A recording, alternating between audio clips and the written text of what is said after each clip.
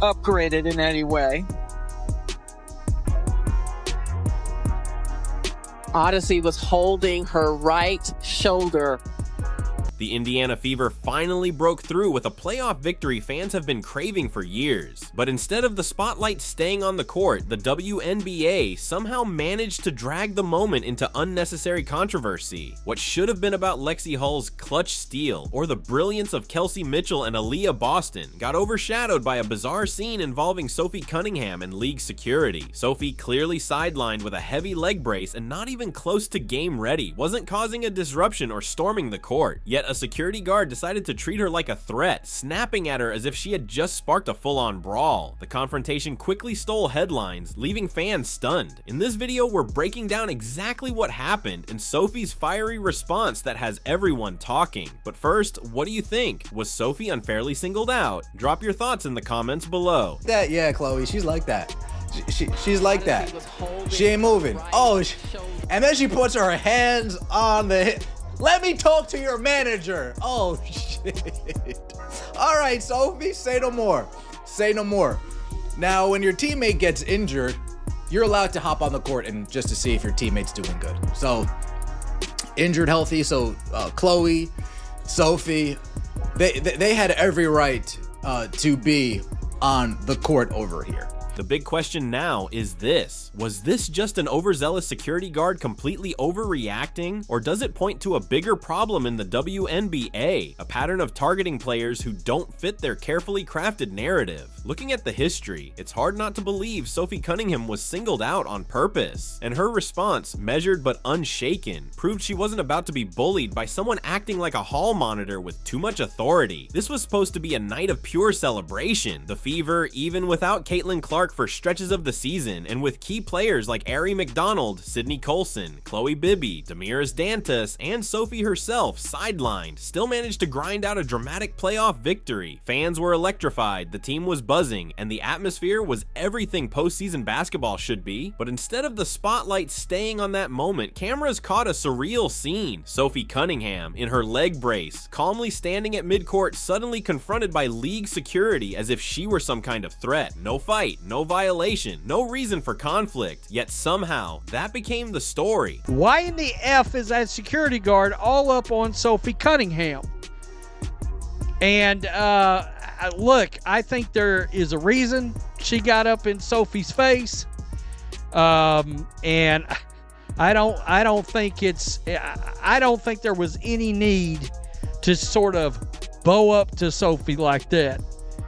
I don't think, and to Sophie's credit, she did not back down at all. Just look at the optics. Sophie Cunningham, clearly injured, unable to run even if she tried, was suddenly leaned on by a security guard determined to turn nothing into something. The cameras captured it all. You could see Sophie's face shift, first confused, then irritated, and finally that trademark Cunningham glare fans know by heart. It was the expression of someone saying, "Seriously? This is what we're doing right now?" And honestly, she had every reason to give it. The clip hit social media almost instantly. Within minutes, Sophie's stare down was everywhere, and the response was explosive. Not because she lost control, but because fans could see how absurd the whole situation was. This wasn't security doing their job, it was intimidation, plain and simple. And for Sophie, it's nothing new, that moment only fueled the same frustrating storyline that has followed her for years. No matter what she does, she's painted as the villain. So Odyssey Sims goes down hard. And Sophie Cunningham, Caitlin Clark, Chloe Bibby are waiting for her at half court. And the cop tries to get Sophie Cunningham to move. Sophie Cunningham was like, "You're not going to get me to move. I'm waiting for Odyssey." And you could see during the review, look at Sophie Cunningham clapping, not moving, waiting for her teammate. That's the Fever for you. Why does this keep happening? Simple. Because Sophie Cunningham refuses to play by the WNBA's script. She speaks her mind. She questions narratives. She's bold, unapologetic, and never backs down just because it would make people more comfortable. And for that, she's been treated differently by rival fan bases, by the media, and now even by the league's own staff. This is the same Sophie who constantly trends on social media, whose highlights rack up millions of views, and whose support supporters are among the loudest in women's basketball. She's a clear draw, good for business. Yet instead of celebrating that, the WNBA keeps pushing to paint her as a problem. The backlash online was immediate. Twitter, Instagram, YouTube, you name it, fans were calling it out. Many pointed straight at the obvious. Sophie gets this treatment because she doesn't fit the league's preferred image. Others didn't hold back on pointing to the racial and cultural double standards. If Angel Reese or Paige Buchers had been in the same spot, the story would have been about their fire, their leadership, their passion. But because it was Sophie Cunningham in a leg brace no less, she was cast as the issue. Fans weren't having it. Within hours, hashtags like #FreeSophie and #WNBAExposed were flooding timelines, making it crystal clear the league had crossed a line. Folks, I didn't realize how much fun I would have watching these people break down. It's a meltdown. It's a meltdown on Twitter today. It's embarrassing to a certain extent. Not for me, for them. And then we got the Caitlin Clark and the Indiana Fever getting booed as they're getting off their court.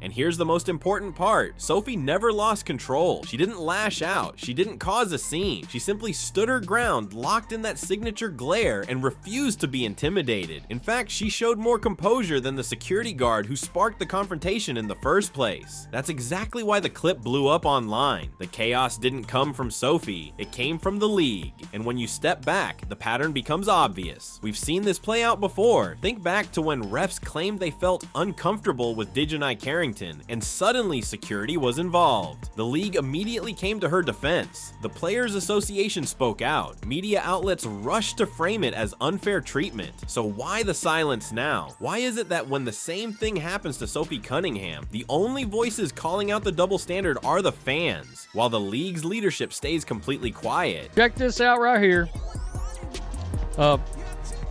Yeah, you see this guy right here? Right in this Gentile area. Let me just, you see this guy? The ref asked this dude to step out here. All right. Now, Cheryl Swoops wants this referee fired. She wants him fired. Look, he felt something. He felt something was amiss. Of course, Cheryl Swoops is defending Dejanai Carrington. This was never just about one security guard going too far. It speaks to a much bigger issue inside the WNBA, the way the league treats players who don't fit their mold. Take Caitlin Clark. Since her rookie year, she's been hacked, shoved, taunted, and targeted, while referees look the other way and the league pretends it isn't happening. Then there's Sophie Cunningham, branded as the villain year after year, no matter what she does. When you put those storylines side by side, a disturbing pattern emerges. The WNBA doesn't know how to handle stars who challenge their narrative. Instead of celebrating them, the league pushes them to the margins. And here's the irony. Caitlin Clark and Sophie Cunningham are exactly the type of players the league should be building around. Clark is the biggest attraction women's basketball has ever seen. Sophie, even while sidelined with an injury, generates headlines and conversation. They're marketable, they bring energy, they drive engagement, yet rather than protect them, the league allows referees and staff to mistreat them, and fans see it. That's why the frustration isn't just about one ugly moment. It's about a league that keeps failing its own stars. Hate Sophie Cunningham because she's white, she's beautiful, all these things, right? Let's keep it real. Let's keep it 100, as they say. Sophie Cunningham is the most beautiful woman in this league. All right, she's the hottest woman in this league, and they're mad they can't be her. The backlash was instant. Within hours, fans were flooding social media, blasting the WNBA for humiliating Sophie during what should have been a night of pure celebration. People quickly drew comparisons, like the time the league tried investigating fans for booing Angel Reese, or when they dismissed blatant hard fouls against Caitlin Clark as nothing more than part of the game. The pattern couldn't be clearer. Selective enforcement, selective outrage, selective protection, and every time it happens, the WNBA's credibility credibility takes another hit. This isn't just a matter of bad optics, it's bad business. The league keeps insisting it wants growth, respect, and mainstream attention. But how can that happen when the biggest headlines aren't about buzzer beaters or playoff wins, but about viral clips of players being harassed by their own staff? Fans don't tune in to watch stars silenced or sidelined. They want to see basketball played at the highest level, celebrated, respected, and free from distractions the league itself keeps creating. I completely underestimated the feelings that I would have watching all of the Indiana Fever haters crash out. All of the Caitlin Clark haters, all of the Sophie Cunningham haters, anything to do with the Indiana Fever, the people that are just so quick to hop on Twitter and say something negative, to hop on media and say something negative, to take credit away. I underestimated how good it feels watching these people crumble. And this is where the story really snowballed. The more fans dissected Sophie's confrontation, the more patterns they started connecting. They pulled together all the pieces: the double standards, the repeated mistreatment, the constant failure to protect players like Caitlin Clark and Sophie Cunningham. Suddenly, this wasn't just a viral stare down. It turned into a case study of everything broken within the WNBA's leadership, officiating, and priorities. This is where frustration turned into revelation, because Sophie isn't just another injured player sitting on the sidelines. She's outspoken, she's fiery, and she refuses to fit neatly into the WNBA's carefully scripted narratives. She doesn't bend to league-approved storylines, doesn't soften her personality to make the media comfortable, and refuses to play the role of the smiling mascot they'd prefer. She's not Paige Buchers, the league's hand-picked heir to Caitlin Clark. She's not Angel Reese, the controversy magnet they know will dominate headlines. Sophie is something the league can't easily box in, and because of that, she's been a target for years. Sophie, she got the contraption on. She looks great in a ball cap. Let's just keep it real. We're keeping it 100 here, as the kids say. And here we go. Right here, she's at mid-court, and then Paula Blart, mall cop. What are you doing? Well, I mean, what you doing? She got a leg brace on, for crying out loud. You come out here trying to be Brody and trying to do something, knowing damn good and well. Look at this police officer sauntering up. Here's the real irony. The very thing that makes Sophie clash with the WNBA's image is the same thing that makes her loved by fans. People connect with her because she's authentic, she's raw, unfiltered, and willing to say what everyone else is too afraid to. That's exactly the kind of energy a league chasing mainstream relevance should be amplifying. But instead of showcasing her as a star, the WNBA keeps her in the background. Just look at the marketing. How often do you see Sophie front and center in league promos? Almost never. Yet her name trends constantly. Her highlights rack up clicks. Her interviews get more traction than players the league promotes twice as hard. And when controversy hits, the double standard is blatant. If Sophie gets into a dust-up, she's instantly branded the villain. But if Angel Reese does the same thing, it's praised as passion, swagger, leadership. Fans notice, and they're not blind. The favoritism is impossible to ignore. So when a leg brace Sophie was shouted down by a security guard simply for showing support to her teammates, that hypocrisy hit rock bottom. Fans were left with only one conclusion: the uncomfortable truth they've been whispering for years. Sophie Cunningham is being singled out. It was one of those games. It was such a good W game. Like it was physical. There's a lot of back and forth, a lot of great plays. But I just knew deep down in my gut that we were gonna win. Like somehow we were gonna win. And like I think there was like a minute or like 40. I don't even know. Like around 40 seconds left.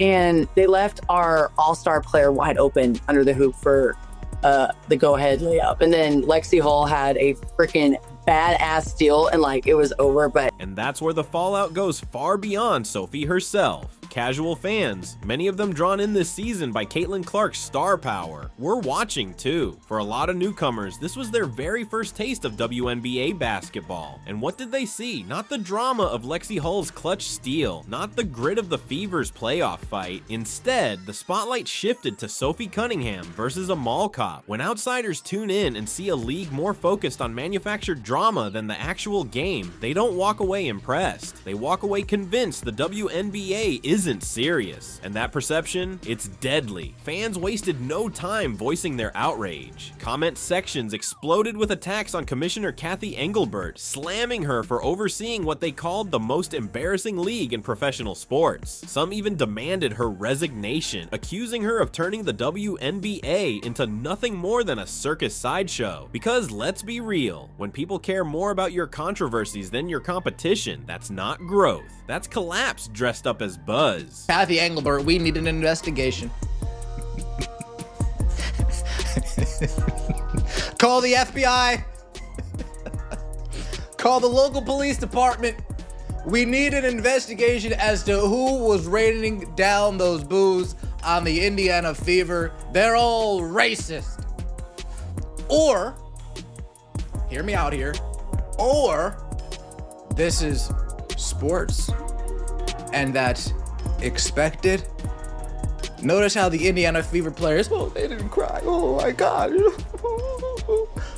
Notice how they didn't do that. Through it all, Sophie handled the chaos better than anyone could have expected. She didn't lose her cool, didn't fuel the fire, and gave the league nothing extra to spin. Instead, she stood her ground, let her presence do the talking, and sent a clear message: you're not going to intimidate me. And the fans picked up on it instantly. Her social media lit up with support, crowning her the hero of the night. Once again, Sophie showed that every time the league tries to drag her down, it only rallies her supporters even more. Then came her response, and that's when things really escalated.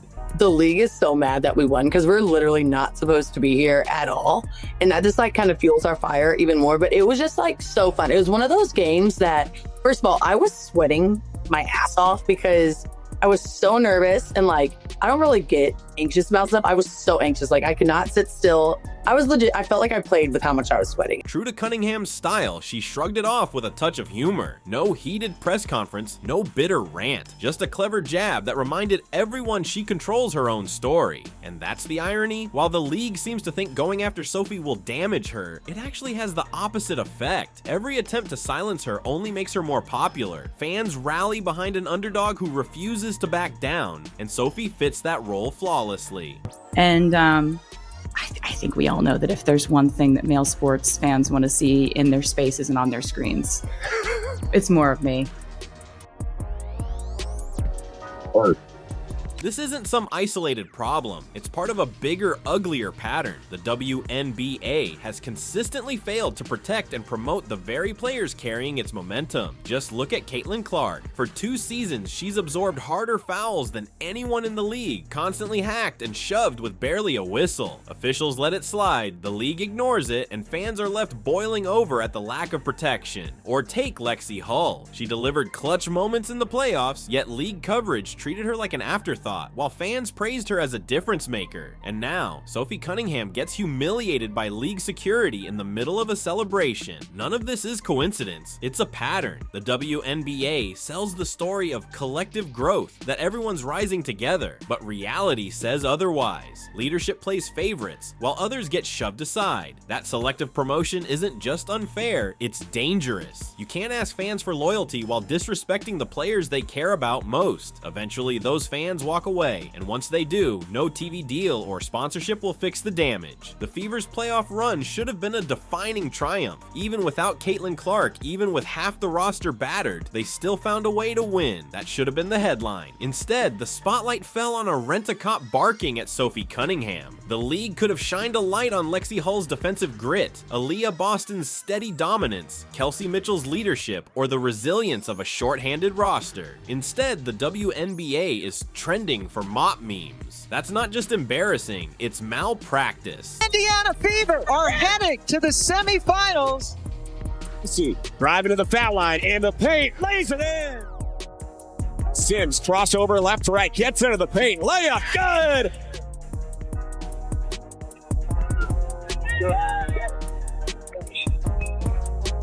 Inside, Boston. At the heart of this controversy is Sophie Cunningham, guilty of nothing more than supporting her team. She was clearly hurt, limping with a brace, yet somehow treated as if she was charging the court. That single moment said it all. It showed fans exactly how the WNBA treats players who don't fit neatly into the league's preferred image. And the backlash? It isn't fading. It's only growing. Every replay, every tweet, every meme keeps fanning the flames. Fans have already cast Sophie as the underdog, standing tall against a league determined to silence her. Sure, the WNBA can try to spin it. They can push out a generic press release. They can try to downplay the scene, but the damage is already done. The people have made up their minds. Sophie was wronged, and once again, the league looks out of touch. That's why this incident carries weight. Because once again, instead of celebrating basketball, the focus is on the WNBA tripping over its own mistakes. Do you think Sophie is being unfairly targeted? Drop your thoughts in the comments. Don't forget to like, subscribe, and hit that notification bell so you never miss what's next. Click the video on screen and we'll catch you in the next one.